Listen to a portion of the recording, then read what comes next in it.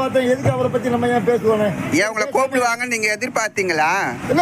இல்ல நான் சொன்னல பப்ளிக் எதிர்பார்த்தாங்க. ஏன் உங்களை கூப்பிட மாட்டேங்கிறாரு? காரணம் என்ன? ஐயா நீங்க போகும்போது எங்களை கூப்பிடுறதோ என்னையே கூப்பிடுது, அப்புறம் உங்களை எப்படி நான் கூப்பிடுறது? அப்ப என்ன சொல்ல வரீங்க? விஜய்க்கு உங்களை பத்தி தெரியாதா? என்னங்க இவ்வளவு பெரிய கோடிக்கணக்கான ஆள் பாக்குறாங்க, உங்களை வந்து தெரியாதுன்னு சொல்றீங்க? வருத்தத்தக்க விஷயம் தான். அதுக்காண்டி அவர் எதிரியா நம்ம பார்க்கல. எல்லா மாநாடுக்கும் நீங்க போனீங்க, உங்களுக்கு தெரியாத ஆளே கிடையாது. எத்தனை பேர் உங்களை ரிவ்யூ எடுத்தாங்க? நிறைய பேர் எடுத்திருக்காங்க. அதான் பேட்டியே 3000 மேல பேசியிருக்கேன். அதுவும் விஜய் பத்தி தான் ஜாஸ்தி பேசியிருக்கேன். என்னங்க நீங்க ஒரு ரசிகனா இருந்து உங்களே பார்க்கல விஜய்ன்றப்ப கஷ்டமா இருக்குது, ஒரு தொண்டனா பார்க்கலன்னா கஷ்டமா இருக்குது. கஷ்டமா இல்ல, என்னுடைய சத்துரு இருக்காங்க இல்லையா, என்னுடைய ரெகுலரா பாக்குறவங்க, அவங்க என்ன ரோட்ல எனக்கே போகவே கஷ்டமா இருக்குது.